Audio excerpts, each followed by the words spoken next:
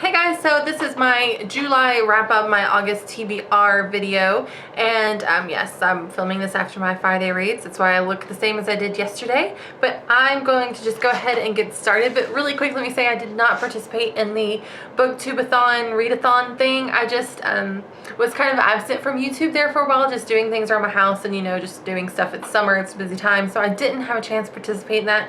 But to everyone who did, it was awesome. I'm so proud of all of you. I'm watching your all's wrap-up videos now, and everyone did such a great job. So I will be doing that next year. However, that being said, I feel like I had a pretty good reading month. Or I should say a pretty good reading last 2 weeks, because I just kind of crammed everything in to the last 2 weeks. So I have 7 or 8 books here. I'm just going to go ahead and get started and then show you what I sort of plan on reading for the month of August. The first book I read is John Connolly's The Book of Lost Things. This book is not at all what I expected. It was good, but it was very, very different. I found this in the adult section, the adult fiction section, and I really think that maybe it should be in the YA section. But it was overall pretty good. I would probably give it about a 4.5, about a 4-star rating. It was good. It was just really different. I also read Plenty by, who is this by? Elisa Smith and J.B. McKinnon. This is more about, like, I read a lot of these books last month. This is just about how our food industry and kind of how it works, and these people, they were boyfriend girlfriend living together, I think somewhere in Canada or very, very north of the, you know, in the northern United States. Anyway, it was just about them eating everything locally, and local for them was within a 100-mile radius of their home, and how they managed to do that and how it changed their outlook on things. It was actually a pretty interesting read if you're into that sort of thing and interested in learning about where our food comes from and how it affects us on a global level. So pretty good book. I'm going to give it about 4 stars. I read The Giver by Lois Lowry. This book is not at all what I was expecting. I've been putting off reading it. It's a short little read. It didn't take me much time at all. I don't know why I've been putting it off. I just didn't think I would read it, but it was an amazing book, and I do plan on reading the rest of the series. I believe there are 4 books in the series, 3 or 4? 4. There are 4 books in the series. Everyone's telling me that the next couple are not that great, but the last one kind of ties it all in together, so I'm looking forward to reading those. I thought this book was just absolutely amazing, and I would definitely give it a 5 out of 5 stars. I read The Shack by W.M. Paul Young. This book is definitely different. I'm not really sure how to describe it. It's basically about a man whose daughter is abducted and murdered. You find that out very early on in the book, so I don't think that's a spoiler. And he gets a note from God in his mailbox saying, "Meet me at the shack," and it's about the weekend that ensues when he decides to go up there, and just a lot of talk about God and things like that. This is another book that I put off reading because I'm not really into reading religious books, but this isn't in any way forcing it down your throat kind of religion. It actually made me feel a lot better about some of the things that I believe, and kind of how kind of solidified the way I feel about God and things like that in my relationship with him or her. So yeah, it was definitely a really good, thought-provoking book. I would give it a 4 out of 5 stars. Ethan Frome by Edith Wharton. I would give this book probably a 4 out of 5 stars. This is a reread for me. I read it a couple years ago. It's a short book. I read it in one sitting, a couple hours maybe, tiny little book, but it was really good. I don't know. It's kind of a depressing story, but it's good. I can't explain it. I don't like to say depressing books are good, but if you've ever read it, you kind of know what I mean.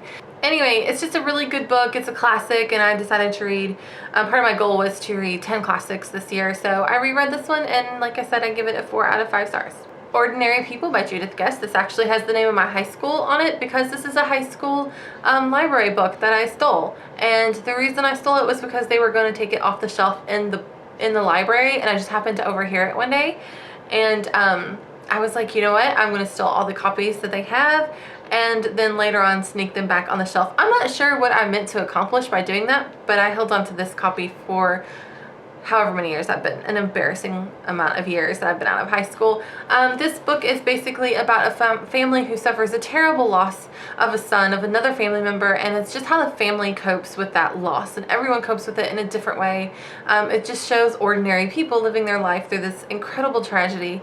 I wouldn't say this is the happiest book that I've ever read, but it was really, really good, really profound, again, very thought-provoking, and I would definitely give this a 4.5 out of 5 stars. Ooh, sorry about the glare. The Bookstore Mouse by Peggy Christian. This is a really cute little quick read. It's a children's story about a mouse that lives in an antique bookstore, and he eats the insides of books and he eats the words, and he thinks he has this super huge vocabulary. This book is full of just like little lessons about life and things in here for kids, and I thought that was really good, and it was also a really cute story. So I'm gonna give this probably a 4 out of 5 stars. It might be a little bit higher if I were a kid. There are some words in here that I think would be a little bit large for younger children, so that might discourage them a little bit from reading it. But it was overall a really good story. And then I reread Harry Potter and the Sorcerer's Stone by J.K. Rowling. Of course everyone has read this book, or I hope you have read this book. Great book, 5 out of 5 stars. I don't need to say anything about it. It's a wonderful book. I haven't read it in many years. I've read this book probably 2 or 3 times, but I haven't read it in a really long time. So I was really shocked to see how much stuff I didn't remember, because I thought I knew this book backwards and forwards. But there was a lot of stuff that I don't remember, a lot of things in this book that were different from the movie, and I forgot how simply written this was. Like, I can't explain it. She's a great, J.K. Rowling was a great writer. I really loved her Harry Potter series. I think she's a great writer. It's just I forgot how simple. This is a very middle grade book, but you know, I can't say enough good things about it. Everybody knows this is an amazing book. So definitely a 5 out of 5 stars. So that brings me to the TBR section of this video, segment of this video, and really the only thing that I have planned on reading for this month is the book that I showed you in my #Friday reads, and that is A Vintage Affair. I'm still liking this book. Hopefully by the time you see this, I'm still liking this book. It's really the only thing I have planned to read. I try not to plan too far in advance to say I'm going to read 4 books for the month of August, and this is what they are, because when I'm done reading this, I'm just going to go stand and look at my bookshelf and just kind of decide what kind of mood I'm in, what I want to read. So that's how I choose my books, but I definitely know this book is going to get read this month. I would really like to catch up on some of the young adult books that I'm behind on. I think I have Beautiful Chaos and Cinder that I haven't read. I would like to get those read. So there's several books that you guys have read a long time ago that I want to get caught up on and read. So I don't know, I'll let you know how that goes at the end of August. And I also have a pretty decent book haul coming up once all my books get here in the mail, Barnes & Noble. So I will see you guys later. Sorry this video is a few days late. I hope you all had a great reading month. A lot of you guys had a lot of books read in July, especially Brad. If you subscribe to him, he's Book YA Reviews. He read an ungodly amount of books for the BookTube-a-thon thing. I'm mind blown, Brad. Mind blown. So I hope you guys are having a great weekend, and I will see you guys later. Bye.